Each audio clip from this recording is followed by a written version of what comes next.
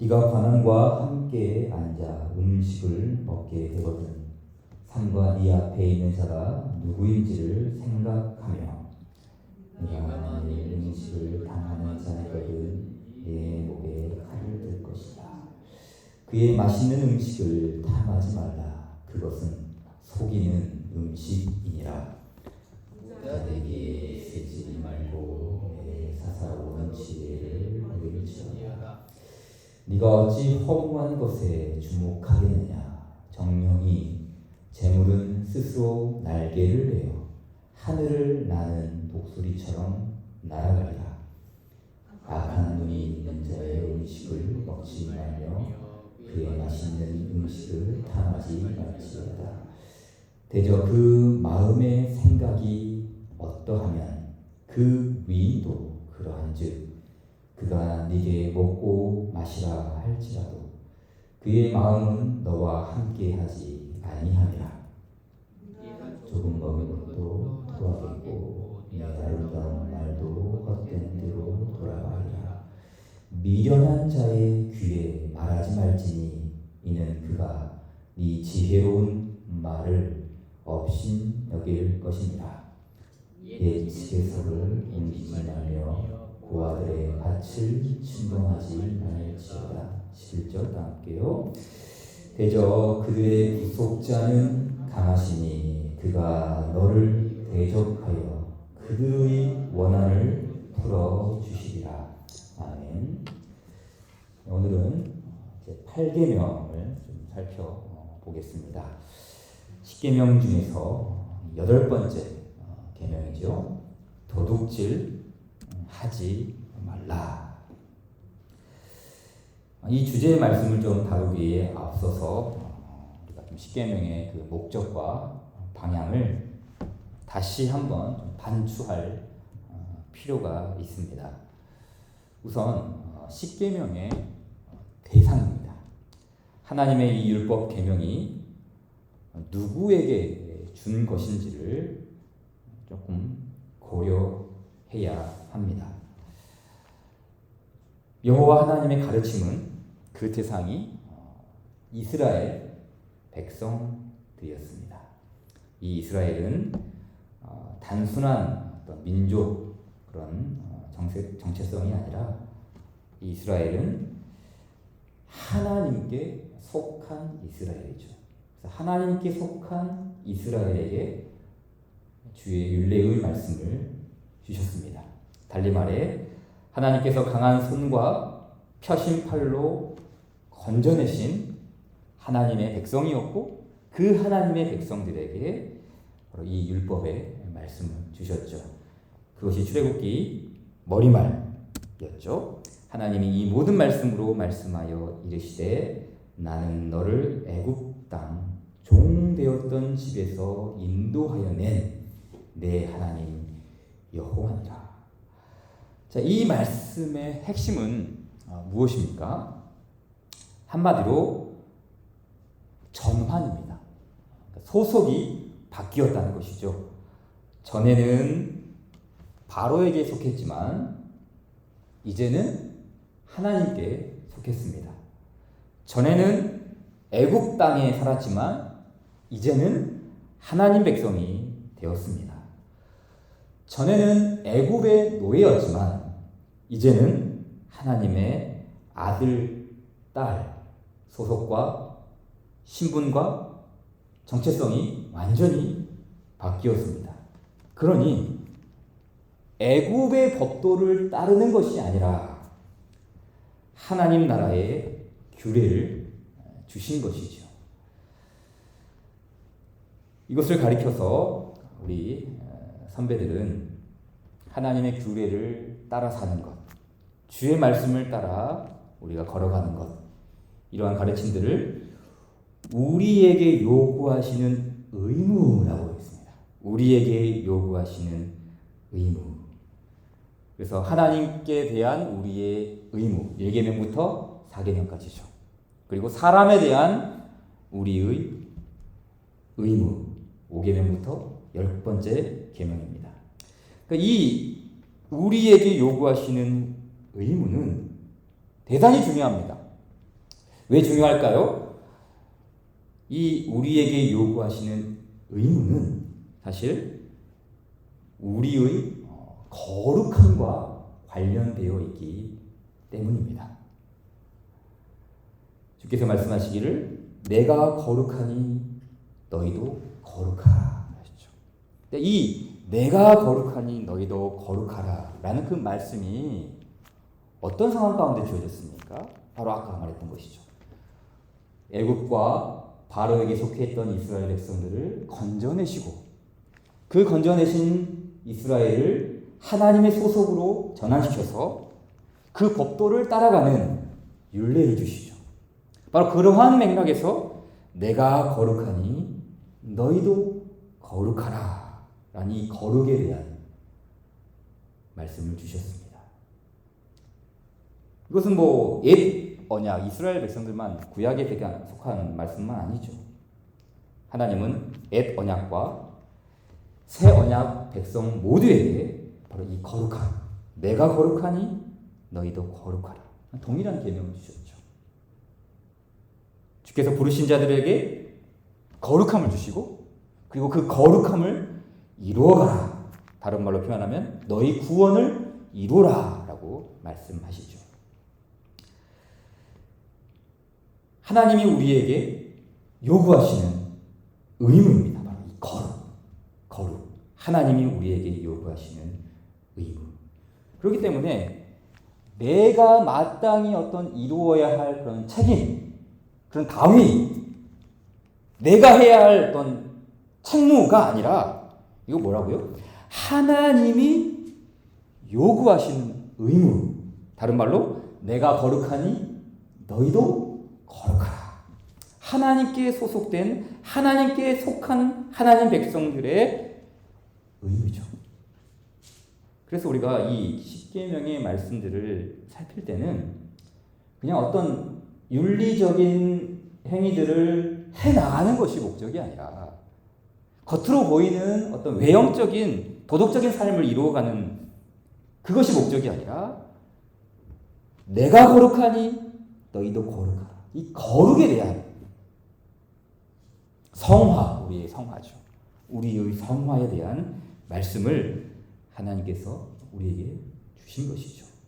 그렇기 때문에 출애굽한 이스라엘 백성들은 산속에 들어가 살지 않았습니다. 수도원을 세우거나 기도원을 만들어서 자신들만의 공동체를 세우지 않았습니다. 이 거룩함을 이루기 위해서 세속에 있는 모든 것들을 다 차단하고 우리끼리만 모여서 어떤 한적한 곳에서 내가 거룩하니 너희도 거룩하라. 이런 방식으로 거룩함을 이루지 않았습니다. 오히려 세상을 향하여 복을 베푸는 세상의 중심이 되어서 그런 삶을 살아가야 했죠. 왜냐하면 하나님이 우리에게 요구하시는 그 의무죠. 우리를 거룩하게 하고 우리를 바라보는 모든 세상 나라들에 대하여 거룩함을 비추는, 그래서 그들이 하나님께로 다시 돌아오는 제사장 나라, 거룩한 나라의 사명을 감당하기 위해서 속세를 떠난 그런 장소가 아니라 세상의 중심에서, 세상의 한복판에서 주님의 말씀으로 거룩함을 이루어가는 그 의무를 주신 것이죠. 하나님께서 우리에게 요구하시는 이 의무는 10가지 계명으로 이제 정리할 수 있습니다. 구약에 참 많은 내용들이 있지만 10계명의 말씀처럼 딱 잘라 10계명, 10계명으로 정리할 수 있습니다. 따라서 이 10계명에 굳이 이름을 붙이면 어떻게 말할 수 있을까요? 저는 이런 맥락에서 이런 말을 좀 생각해 봤습니다. 우리를 거룩하게 하는 성화의 계명이다. 우리를 거룩하게 하는 성화의 계명. 내가 거룩하니 너희도 거룩하라. 그러니까 이 말씀, 내가 거룩하니 너희도 거룩하라 라는 이 말씀을 아주 구체적으로 실현할 수 있는 우리를 거룩하게 하는 이 성화의 계명이라는 것이죠. 그래서 우리가 자칫 잘못하면 이 거룩이라는 것을 매우 추상적으로 생각할 수가 있어요. 그냥 단순히 기도 많이 하고 교회 생활 열심히 하고 헌금 제때 내고 이런 정도, 술 담배 안 하는 것 이런 정도로 우리를 거룩으로 우리가 오해하기 십상이죠. 그러나 주께서 언약의 백성들을 이끌어내어서 그들에게 주의 말씀을 주심으로 내가 거룩하니 너희도 거룩하라 라는 이 거룩의 계명, 이 성화의 계명을 주심으로 우리가 참으로 이 세상 한복판 속에서 무엇으로 거룩을 이루어갈 것인지를 분명히 이 십계명 안에 다 포함하여서 우리에게 주신 것이죠.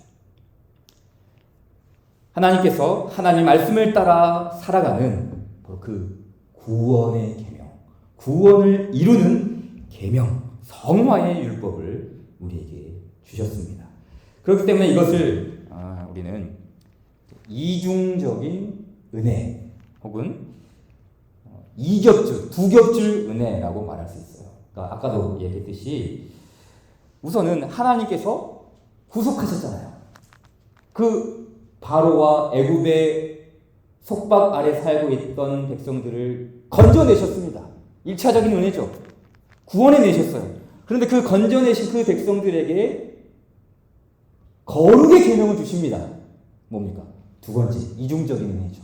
첫 번째 은혜, 두 번째 은혜. 동일한 다 은혜죠. 거룩한 백성들을 거룩하게 살아갈 수 있도록 이 두 가지 은혜를 다 주신 것이죠.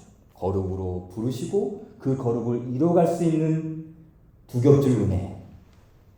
이 은혜를 줌으로써 하나님은 부름받은 백성들을 거룩하게 하십니다. 그렇기 때문에 이 계명의 말씀들을, 주님의 율례를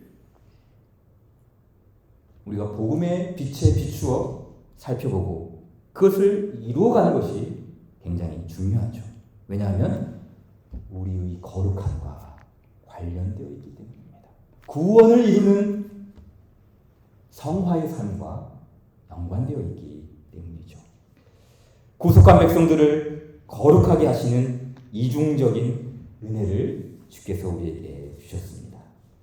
그러므로 우리는 이 십계명 실천을 문자에 국한시키지 않았습니다. 단순히 어떤 그거 하지 마라, 이거 해라 라는 이 한 가지에 딱 못 박아서 그래 이렇게 안 살았으니까 이렇게 했으니까 괜찮겠지 라는 정도로 바라본 것이 아니라 더 넓은 의미, 폭넓은 실천, 성경의 가르침을 따라 주어지는 아주 풍성한 교훈으로 이 하나하나의 말씀들을 살펴보았습니다. 이런 관점에서 8번째 계명 역시 도둑질 하지 말라. 남의 것을 훔치지 않는, 남의 것 안 훔치면 되지. 이런 정도의 교훈이 아니라는 것이죠. 왜 그렇다고요? 이 계명은 우리를 거룩하게 하는 성화의 계명이기 때문에, 그렇잖아요. 우리를 거룩하게 하는 성화의 계명이기 때문에 남의 것 훔치지 않으면 된다 정도로 끝나는 것이 아니라 더 폭넓고 더 넓은 의미의 교훈으로 우리는 이 말씀을 받게 됩니다. 그래서 8계명과 관련된 성경 전체의 가르침을 곱씹을 필요가 있습니다.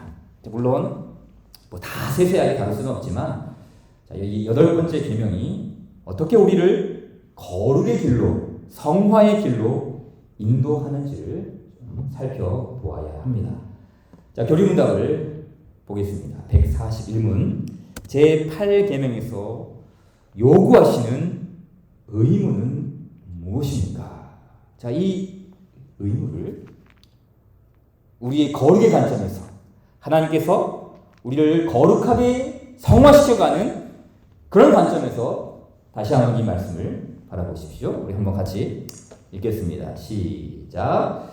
제8계명에서 요구하시는 의무는 사람 사이의 계약과 상거래를 진실하고 신실하며 공정하게 하는 것과 모든 사람에게 각자가 마땅히 받아야 할 것을 받게 하는 것, 불법으로 가로챈 타인의 재물을 원소유자에게 배상하는 것, 우리의 능력과 다른 사람들의 필요에 따라 기꺼이 주거나 빌려주는 것, 세상의 재물에 대한 우리의 평가와 의지와 정서를 절제하는 것, 우리의 본성을 유지하는 데 필요하고 편리하며 우리 형편에 적절한 것들을 얻고 유지하고 사용하고 처리하기 위해 신중하게 살피고 연구하는 것,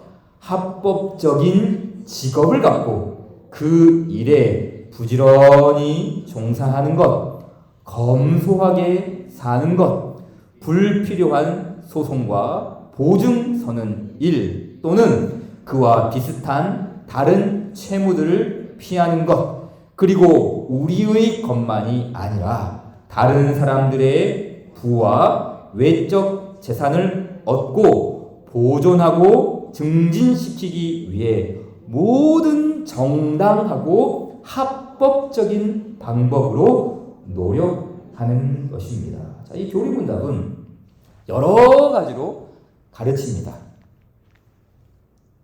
제8계명을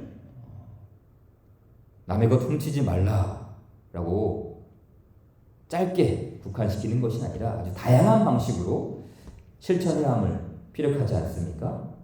그래서 사람과의 거래를 진실하게 해야 된다. 공정하게 해야 된다. 마땅히 받아야 할 것을 받게 해야 된다. 요즘 말로 말하면 좀 착복하거나 쉽게 말해 요즘 흔히 쓰는 말로 갑질하지 말라는 것이죠. 또 어떤 내용도 있습니까? 합법적인 직업을 또 가져야 된다. 그리고 그 일에 부지런히 종사해야 된다. 검소하게 살아야 된다. 또 마지막 단락에는 정당하고 합법적인 방식으로 부를 축적하는 것도 장려하고 있습니다. 정당하고 합법적인 방법으로 우리 재산을 증진시키는 것. 이렇게 많은 내용들을 좀 교훈하지만 핵심적인 말씀은 무엇입니까? 이 가르침 중에서 키워드라 그럴까요? 한 단어, 핵심적인 한 단어를 뽑으라 그런다면 다른 게 아니죠. 재물에 대한 말씀입니다. 재물. 돈에 대한 말이죠. 그러니까 이 제8계명은 돈, 재물, 보화, 이 부귀 영화에 대한 말씀들을 가르치고 있는 것이죠. 그렇기 때문에 성경의 많은 내용들은 돈과 관련된 내용이 참 많습니다. 특별히 예수님께서 가르쳐 주신 이 복음서의 말씀에는 돈에 대한 말씀이 정말 많죠. 돈. 이 재물은 우리의 거룩을 위태롭게 할 수 있습니다. 디모데전서 6장 10절 말씀. 돈을 사랑하며 일만 악의 뿌리가 되나니 이것을 탐내는 자들은 미혹을 받아 믿음에서 떠나 많은 근심으로 자기를 찔렀도다. 그러니까 재물은 우리의 믿음을 위태롭게 하기도 하고 그 거룩함을 이루어가지 못하도록 미혹을 받게 하는 아주 위태로운 주제이기도 하죠.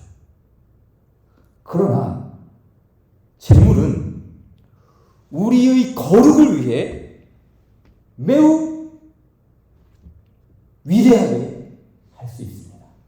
에베소서 4장 28절. 도둑질하는 자는 다시 도둑질하지 말고 돌이켜 가난한 자에게 구제할 수 있도록 자기 손으로 수고하여 선한 일을 하라.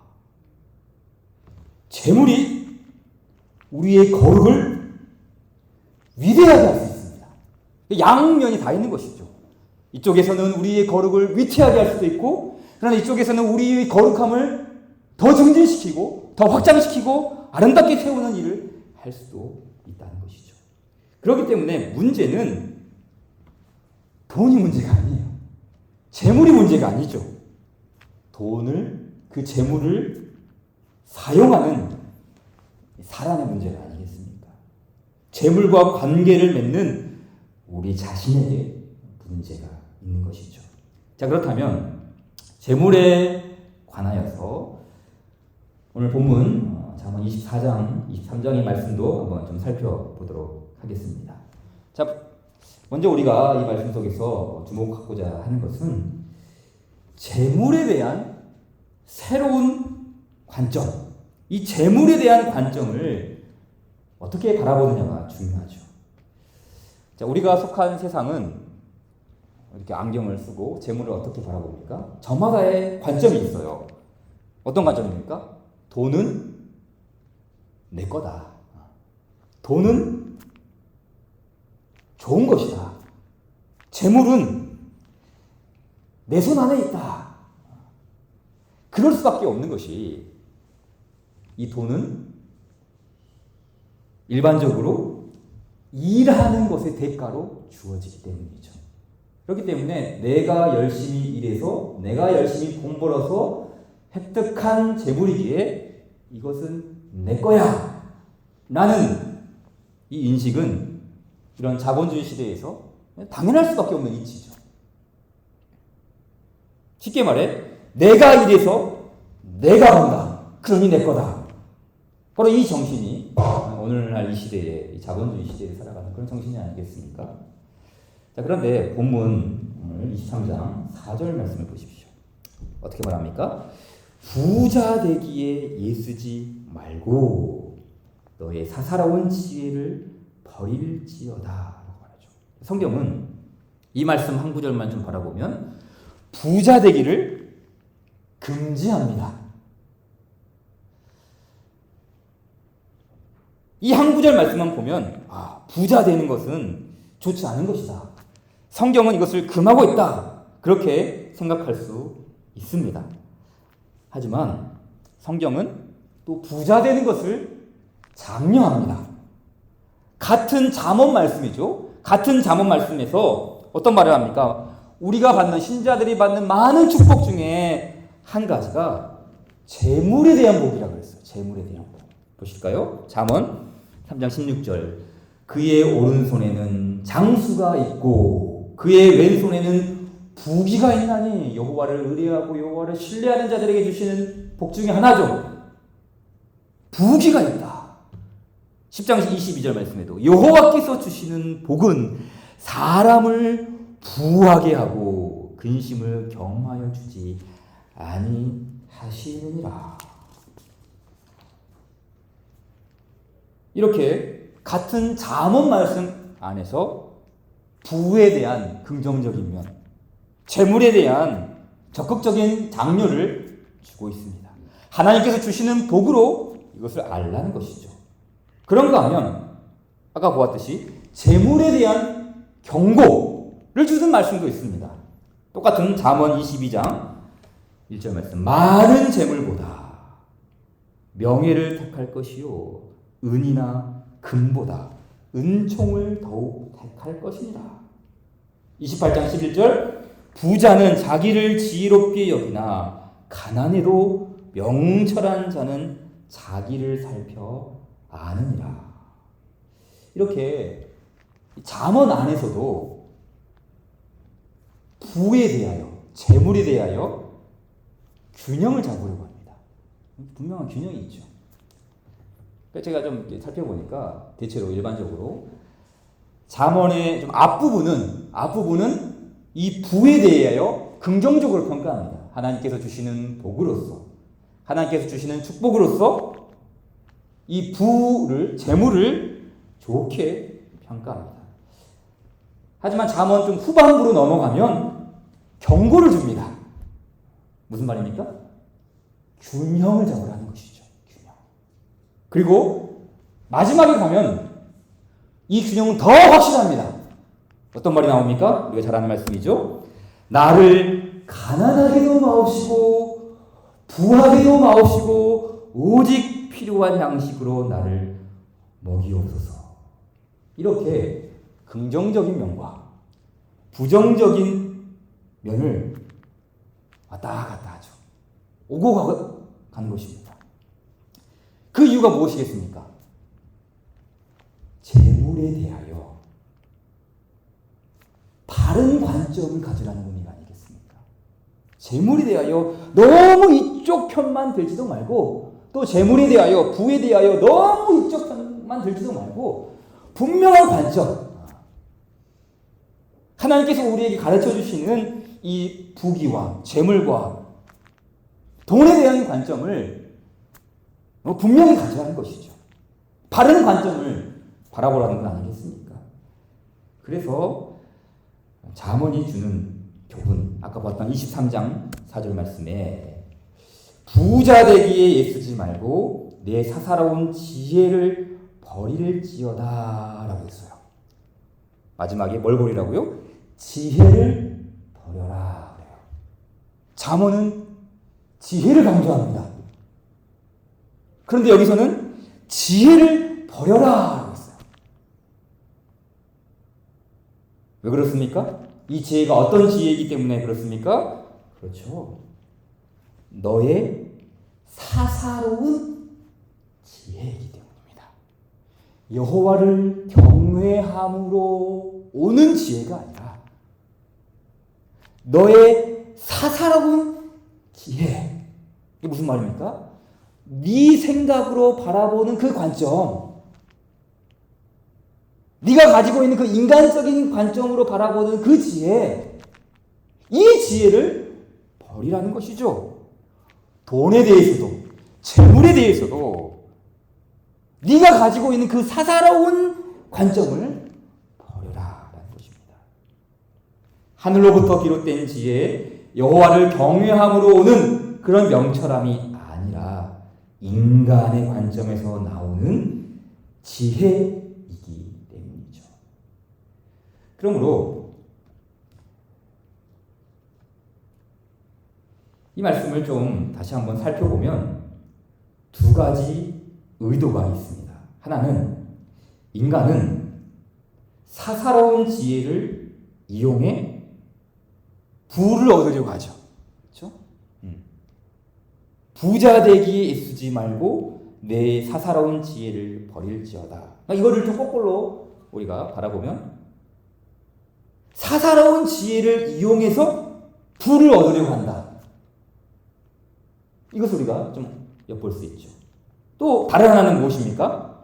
이렇게 사사로운 지혜를 이용하는 것은 부에 대한 자기만의 관점이 있기 때문입니다. 그렇죠? 그러니까 부에 대해서 어떻게 생각하느냐, 부에 대한, 재물에 대한 자기의 그 관점이 있기 때문에 자신의 지혜를 사용한다는 것이죠. 바꿔 말해, 내가 생각하는 돈에 대한 규정, 내가 바라보는 재물에 대한 관점, 이러한 자기만의 세계관이 사사로운 지혜로 형성되었다는 거예요. 사사로운 지혜. 그러니까 이 사사로운 지혜가 모두에게 있죠. 특별히 하나님의 성경을 주님의 말씀으로 받는 사람들에게도 다 이 사사로운 지혜가 있어요. 성경적인 관점으로 우리를 바라보지 않고, 이걸 덮지 않고 끊임없이 내 사사로운 지혜로 이렇게 바라보는 시각이 있는 것이죠. 그렇기 때문에 우리가 두 번째로 고려할 사항이 무엇입니까? 우리는 우리의 이 관점에, 이 세상을 바라보는 시각에 하나님의 은혜를 덧입어야 합니다. 우리가 바라보는, 이 세상을 바라보는 그 안경, 이 안경을 복음의 렌즈, 하나님의 은혜의 렌즈를 끼고 바라볼 필요가 있다는 것이죠. 특별히 돈에 대해서도, 재물에 대해서도 이것을 바라보는 관점이 복음으로 달라져야 한다는 것입니다. 자, 23장 5절 말씀 보십시오. 네가 어찌 허무한 것에 주목하겠느냐. 자, 여기서도 주목이라는 말씀이 나옵니다. 주목. 바라본다는 뜻이죠. 바라본다. 눈과 관련되어 있어요. 시각, 관점, 주목한다는 뜻입니다. 창세기 3장 6절 말씀이죠.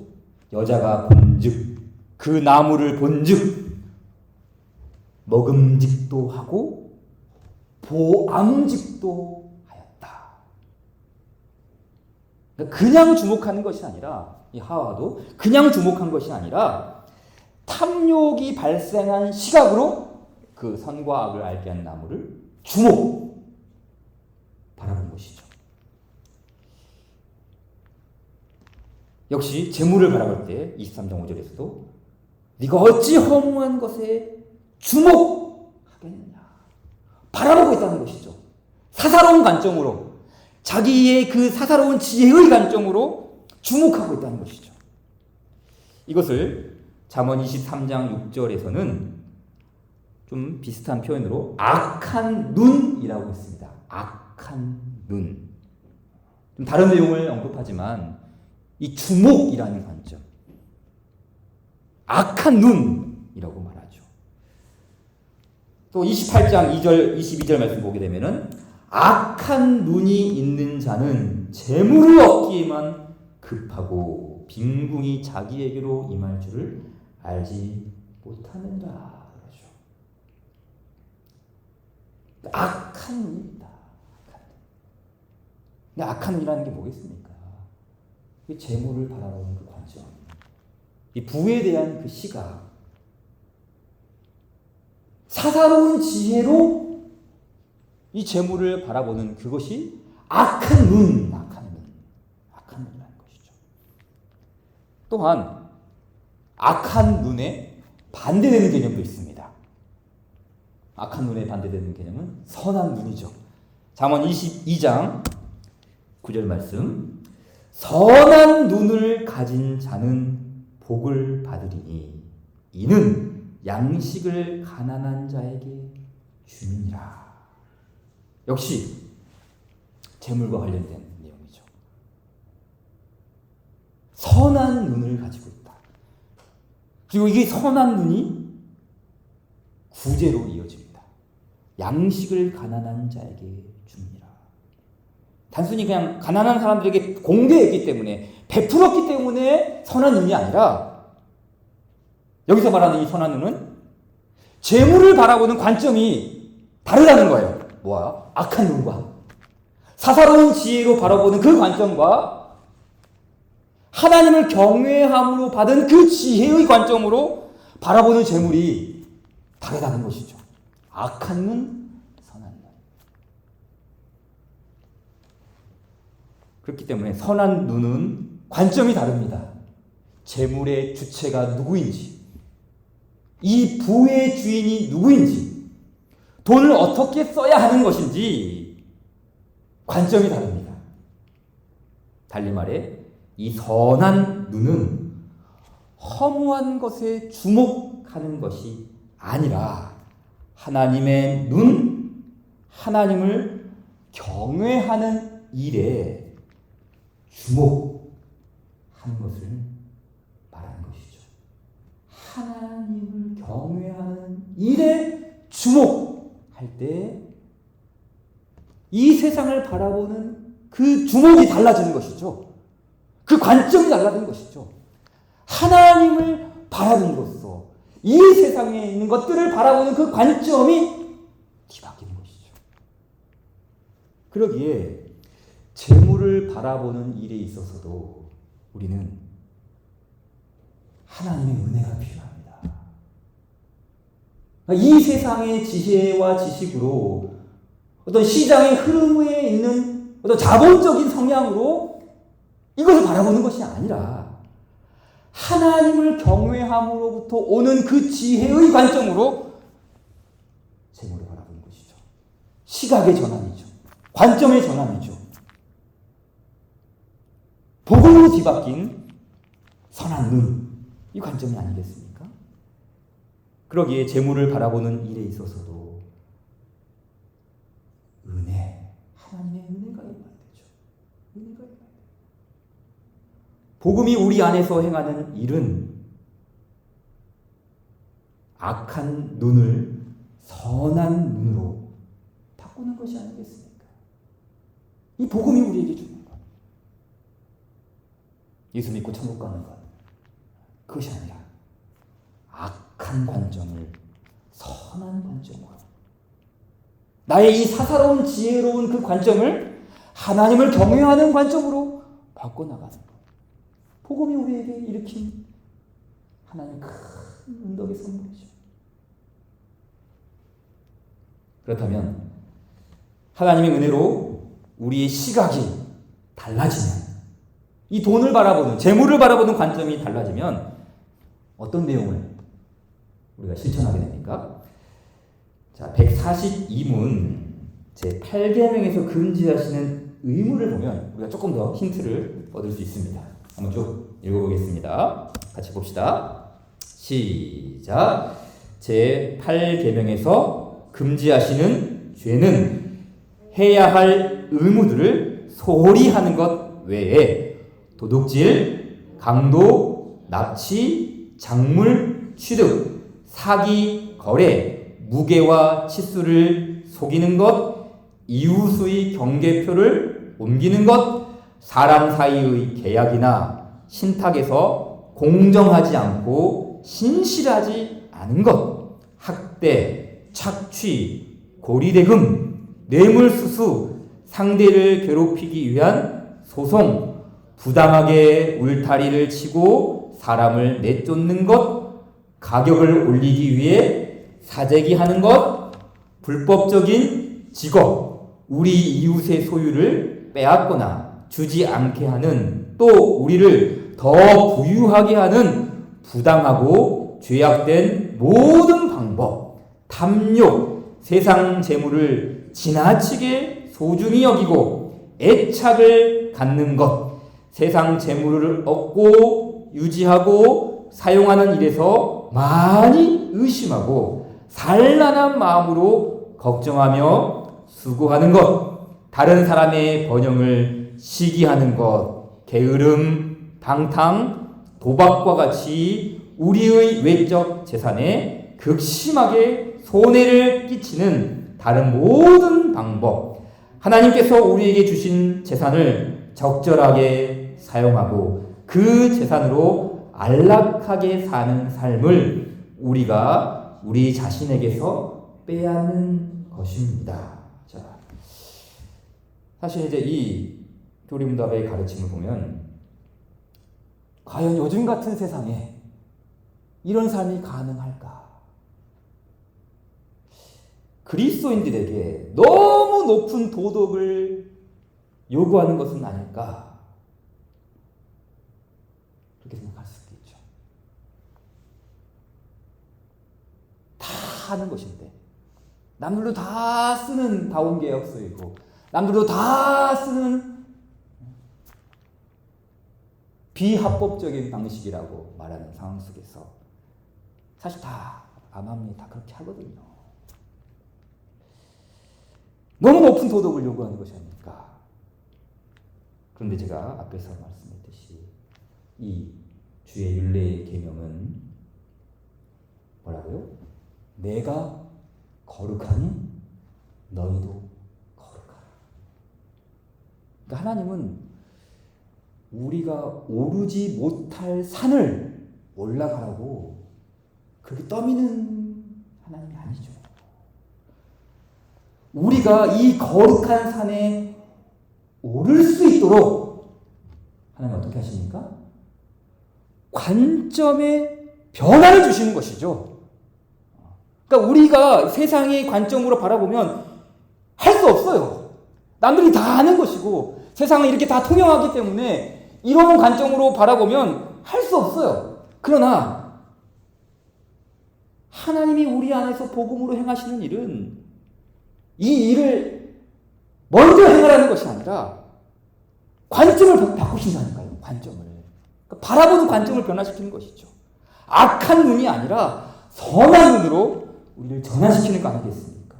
그래서 이 선한 관점, 하나님께서 우리에게 요구하시는 이 거룩에 대한 선한 관점을 갖게 될 때 우리는 무엇을 고백하게 됩니까? 이 마지막 단락에 있는 말씀이죠.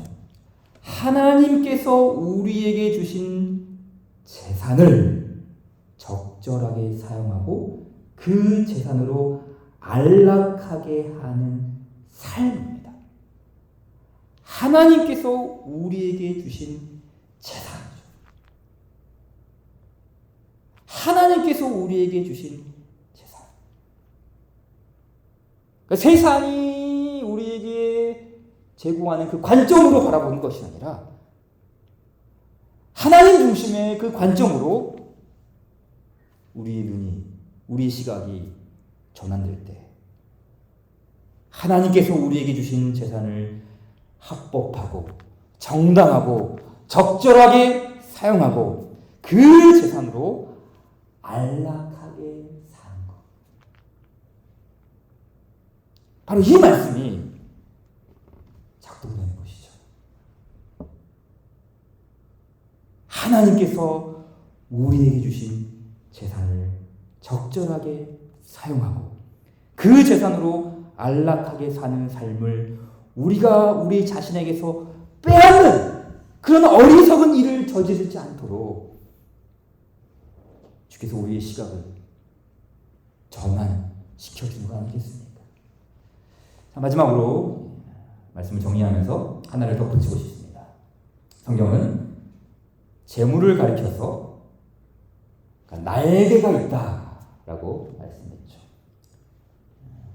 23장 5절 말씀에 정령 재물은 스스로 날개를 가진다. 날개를 내어 하늘을 나는 독수리처럼 날아간다.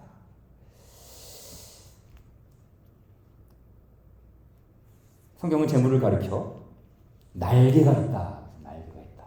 물론 이제 이게 뭐 비유적인 표현이기도 하죠.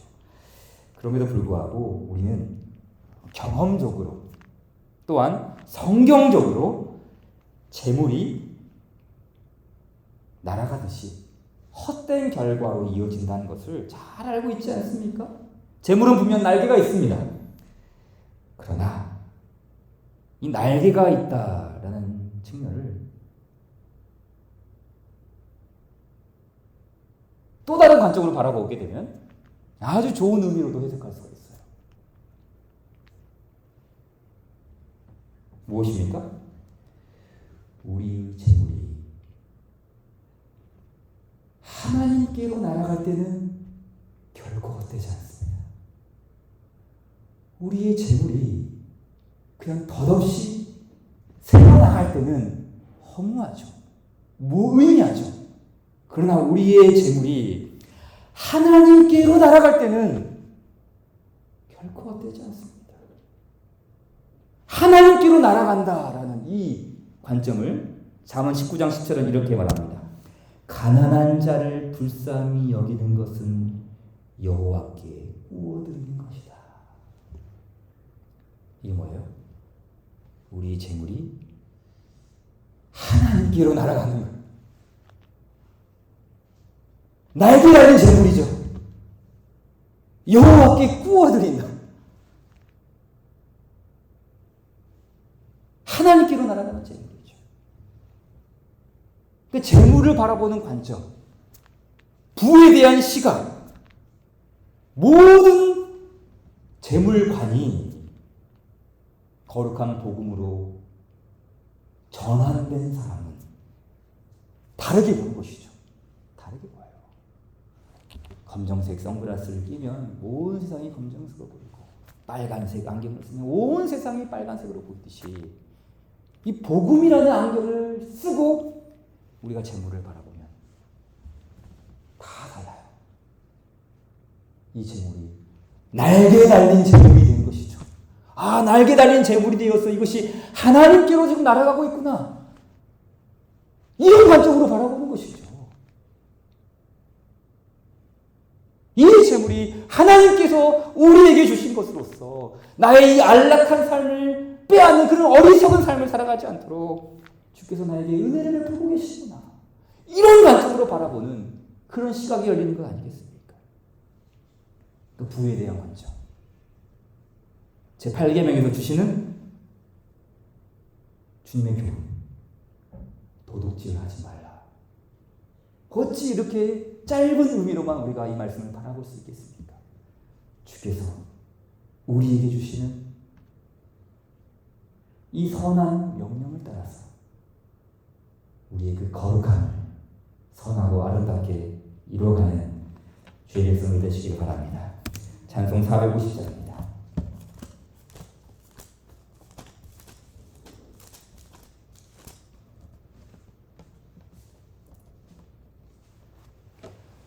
내 평생 소원 이것뿐 주의 일 하다가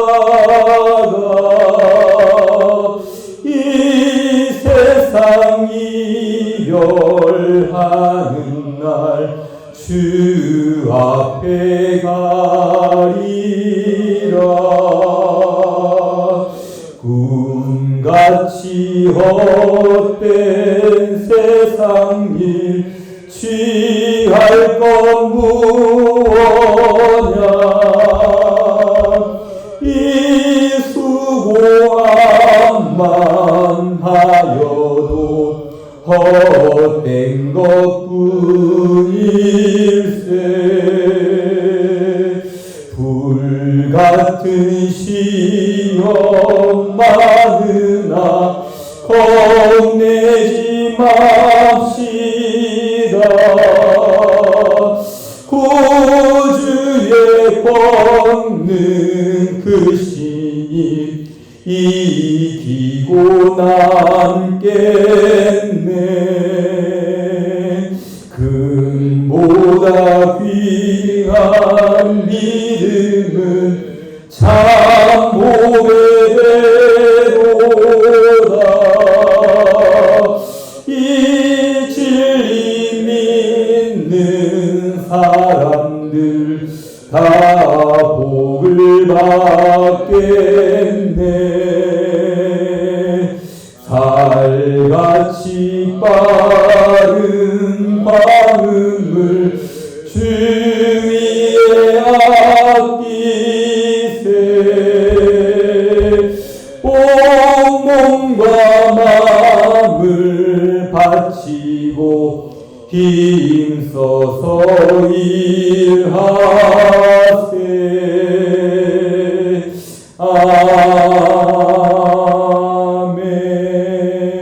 아멘.